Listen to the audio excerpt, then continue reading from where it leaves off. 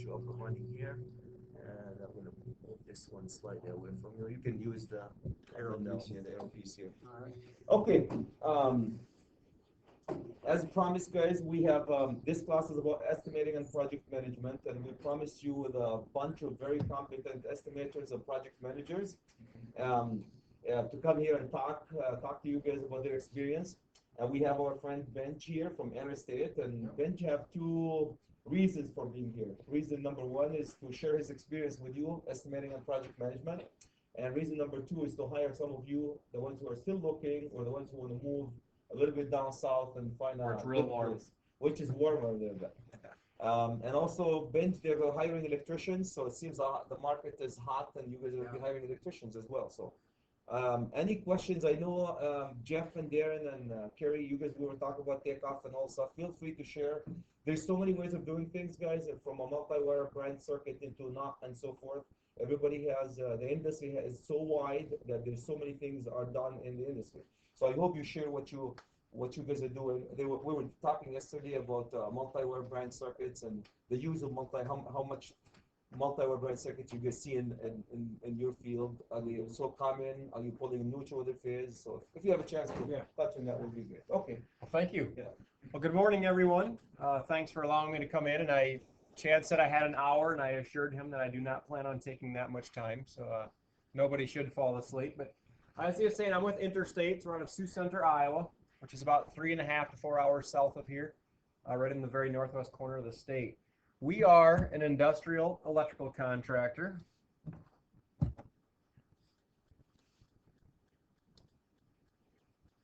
That's been in business since 1950.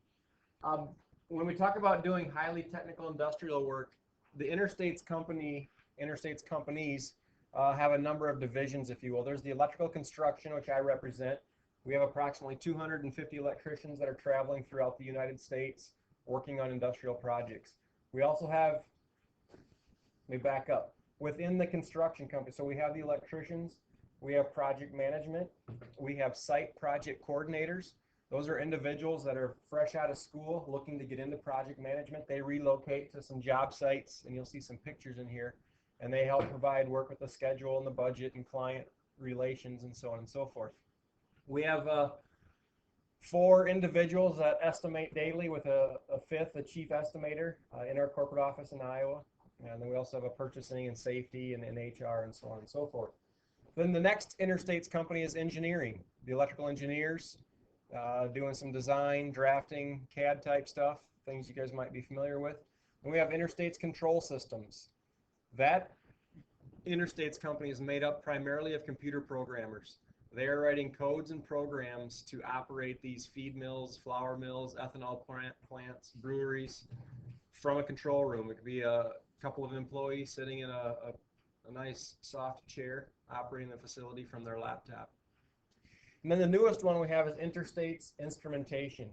And that's not instruments like the French horn and the trumpet and the tuba.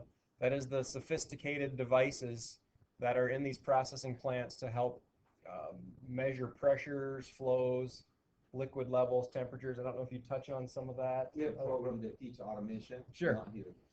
So when we talk about highly technical work, I mean, when we go to the marketplace, that's what we want our customers to see. They can come to InterStates for their one-stop shop from design to construction to automation.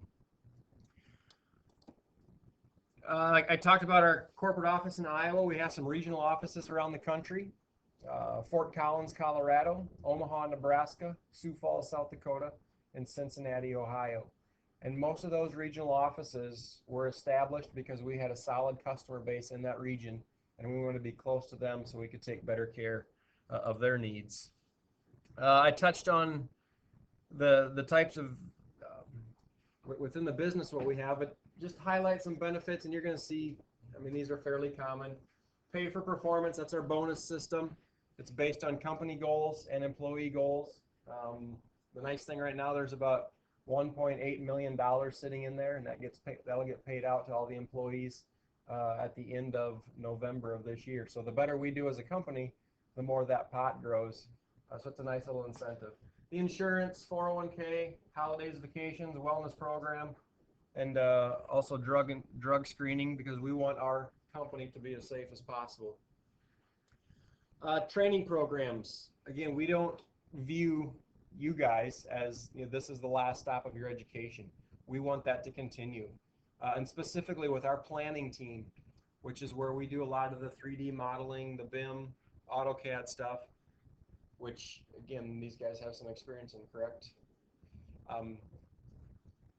You're constantly going to training, staying up to speed with what's happening in the AutoCAD world, the BIM world, and we like that to continue.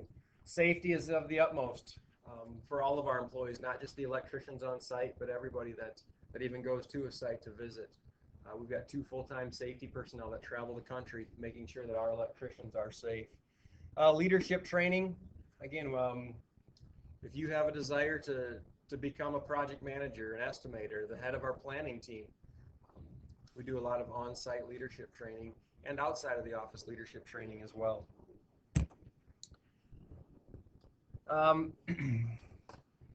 I touched on a few of these already, but the construction planning tech is probably the position or the job, if you will, that would be most appealing to those of you in this room. That for those employees, there's 8 of them right now. No 2 days are the same for them. So what they're doing is, as work comes into InterStates, as we get new facilities to work on, the planning team is starting to work with the electrical superintendent and the foreman to lay out the project, to start grouping conduit, looking at cable tray, and then building models of it and sending that information to our prefab shop. We started the prefab about 8 years ago. So we're building more conduit racks, cable trays, supports, light fixtures, pre-wiring a lot of stuff in Sioux Center and shipping that to the job site. This group right here, the construction planning techs, they're the ones that have some electrical knowledge, but also some CAD and design knowledge where they can bring that together. And that has been a huge, huge impact on our business, and it's a department that we're looking to grow.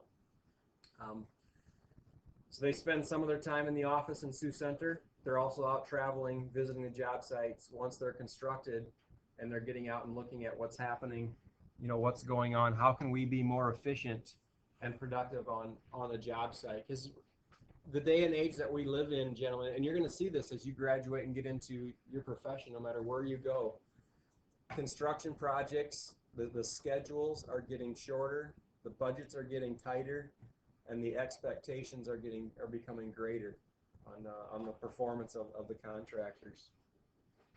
So these are some of the things that we look for with our planning team: the drafting abilities, the electrical knowledge, planning, and with planning, just looking ahead, trying to anticipate where we may have problems. And problems isn't necessarily a bad thing.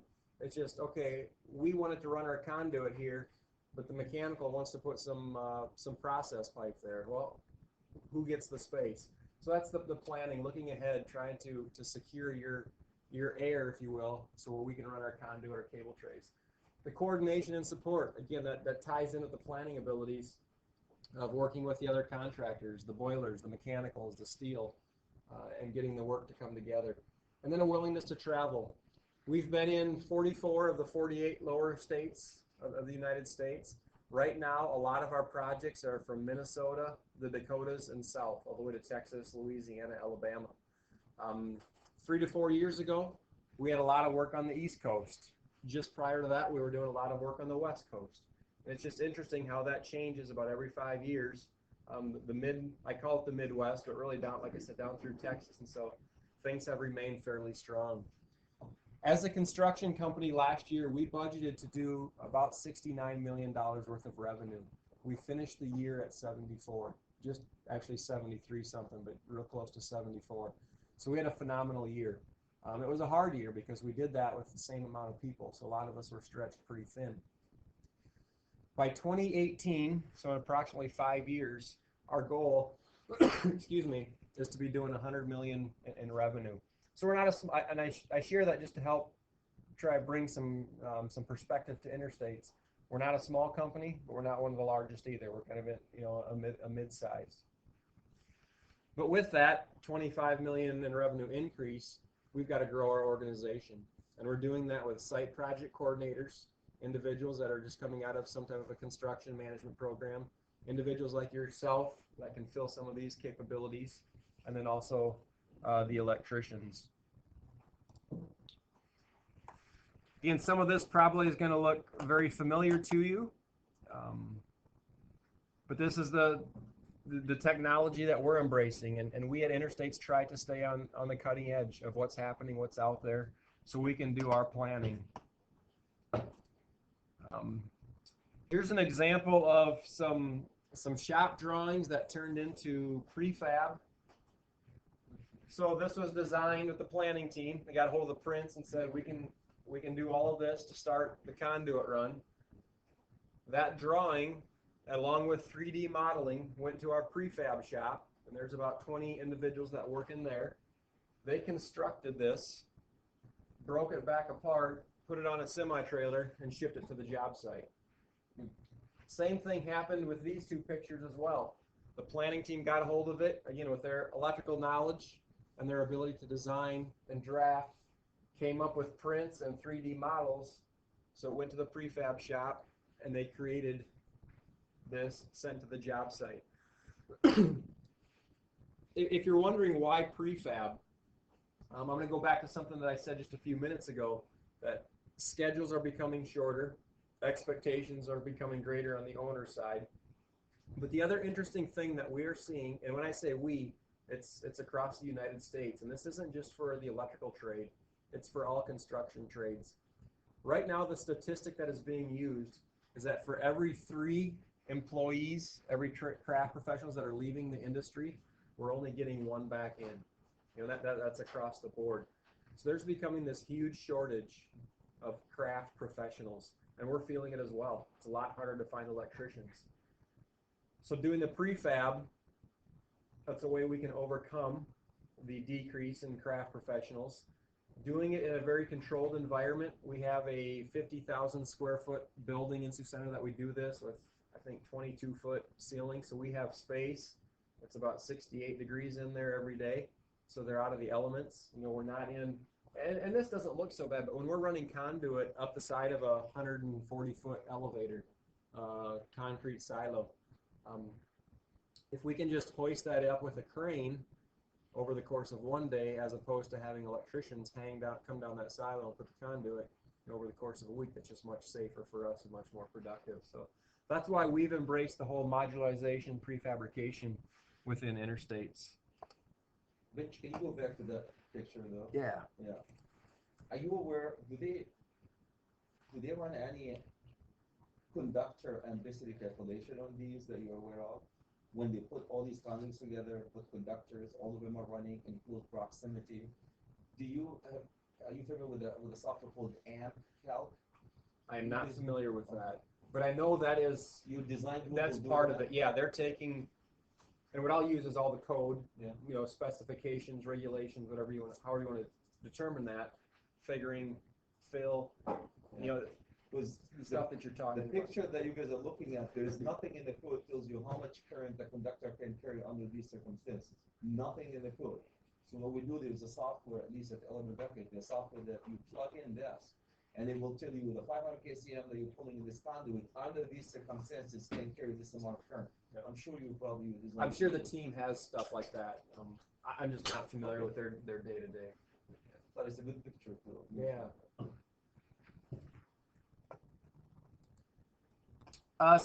This is a real short list of some of our clients. Cargill, they're based out of here in Minneapolis. Again, heavily in the feed, flour milling, and they're growing and expanding. Borden is a chemical company. Minnesota soybean producers. AGP is another large. AGP and Cargill are 2 of our largest clients. Not the largest, but you know, in our top 10%. Very heavily in the soybean, corn. For Cargill right now, we're in West Fargo doing a wheat mill, actually. We're in Missouri doing a soybean processing plant for Cargill and for AGP. Bush's Baked Beans, Anheuser-Busch, Harvest, Senex Harvest States, Kraft Foods, Imes Pet Food, Marathon. Last project we did was just in St. Paul for them, probably 7 or 8 years ago at one of the refineries. tours in Belgium. I'm sure. Do I need to explain those? Everybody got a handle on some of those. Yeah. With New Belgium, they did a facility. We did a facility for them in Fort Collins, Colorado. And just the interesting thing about that is their goal as an organization was to have zero waste coming out of their production facility. So just again, trying to be on cutting edge technology to partner with clients that want to leave a positive impact on our environment. Just some job site pictures. There's the brewery in Fort Collins, Neutral Pet Food, excuse me, in Victorville, California, just outside of Los Angeles. Corn production facility in Winthrop, Minnesota. Biodiesel in Glenville, Minnesota. And you can just kind of get an idea of what our projects look like. At the end of the day, we're not covering up our conduit runs with sheetrock or drop ceiling. It's out there. Same thing there's no, actually in this picture, which, and I apologize, you can't see it, but there's just some large motors that sit down there in the bottom. And all the planning that goes into getting those there and hooked up is all the responsibility of InterStates. And a few more job site pictures. This is the same one that was in the previous slide. This is the environment that we work in. So I believe earlier I made a comment about looking for the challenging projects and the coordination, working with the other contractors. And you talk about, do you guys get in with like the schedule, Microsoft schedule or electrical only. Okay. No, not other disciplines. No, that's fine. But my point is just how important it is for your electrical schedule for that to be in tip-top shape, so you can kind of match it up with the mechanical, the boiler, the steel, the painting, whoever it might be. That really dictates how things are going to end up on your project. You can find InterStates on Facebook and LinkedIn, and I would encourage you to follow us, even if you have no desire, today to be a part of our organization. I'm sure you do follow some businesses and things like that. Just a way for you to see what's happening, what we're doing. And I realize, and Chad and I talked about this quite some time ago. You guys have probably endless opportunities here in Minneapolis, the Minneapolis area. You probably don't have to look too hard outside of the cities to find a job. But if any of you are looking to get out for a while, travel the country, see something different, we'd love to talk to you. So I have some flyers up here that you can pick up, my business card. But if any of you are interested, going to our website, interstates.com, is where we have all of our applications. And there are a number of open positions. And not only can you see the ones within the construction company, but you can see what the engineering company is looking for, what the control systems company is looking for. Because I believe that with what you're getting here in the classroom, there could be multiple opportunities within the InterStates organization for you, even potentially within the engineering company. So, questions that you guys have? I try to keep it short and respect your time, but give you just a high-level overview of here's InterStates, here's who we are. We're looking to grow and looking for people that want an opportunity. We're doing estimating right now, Benj, and do you guys have, I'm sure you have an estimating group. Yep. So what type of software do you use? AccuBid, are you familiar with that? Yeah. Okay. So AccuBid is the software, but Excel, Microsoft, is accompanied right along with it. And we have a variety of ways that we get projects. On one end of the spectrum, we hear of jobs that are out there. We submit the paperwork. We get the prints. We turn in a hard bid. The other side is the whole design, bid, build. And that's where we really like to operate. We as an InterStates like to be at the planning table early on. And that actually involves some of our estimators at times of looking at concepts, looking at ideas. And it could be prints such as this that aren't finalized, but giving budgets back to the owner, to our client. where we probably aren't even reporting to a general contractor. We're reporting right to the client. So it's, I feel that in our estimating world, within our estimating team, it's fairly involved. They are making trips to projects, to owners, client meetings, talking to them about, kind of listening to them and understand their project, but say, you know what, we did this a couple of years ago on this project. This could save you X percent or whatever. So we try to we try to build that relationship and go out and listen to our clients and try honestly build them and get them the best value for their dollar that we possibly can. We are estimating, so we have 4 estimators within the corporate office in Iowa, along with the chief estimator. So there's 5 of them, but it's day in and day out working through either new projects, existing projects, change orders, extra work orders that came from projects that are going on. We're in New Boston, Texas. It's a small little ethanol plant that another company purchased, and we're going in and doing a bunch of changes. Had a small little package. They were impressed with what we were doing and the value that we provided, and that's a huge thing at InterStates is the value that we provide, because we are not the lowest bidder. We're never the lowest price. If we're the lowest price, we're upset because we feel that we can provide a lot more value above and beyond. And using New Boston as an example, they came back to us and said, hey, we thought we were going to use you just for this little chunk, but we would really like you to continue on with us in this project. So a couple of the leaders from Texas came back up. They're meeting with the planning team, looking for ways to benefit that project. Any other questions or comments, thoughts? Hopefully I just, like I said, gave you a little insight and add another opportunity to your list if you're still looking. Or if you're a year down the road thinking, wow, this is not what I thought I wanted to do, look us up. So. Thank you. Yeah. Thanks a lot, guys. I'll leave a few of these flyers up here and a few cards.